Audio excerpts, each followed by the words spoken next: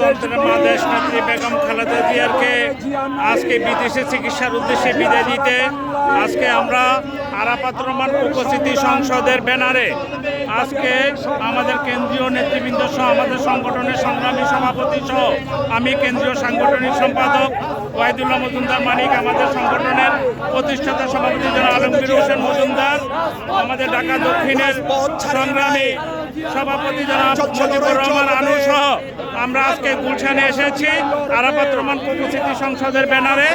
আমাদের আজকে লাখো লাখো জনতা আজকে রাস্তার দুই পাশে সুশৃঙ্খলভাবে দাঁড়িয়ে আমাদের গণতন্ত্রের মাকে বিদায় দিতে আমরা এখানে সুশৃঙ্খলভাবে আমরা এখানে রাস্তার দুই পাশে সারিবদ্ধভাবে দাঁড়িয়েছি। একটু পরে আমাদের গণতন্ত্রের মা দেশনেত্রীকে আমরা বিদায় দেব, আল্লাহর হাতে তুলে দেব।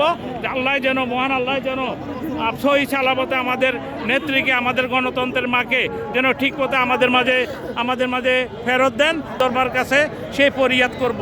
আজকে সারা বাংলাদেশে লাখো লাখো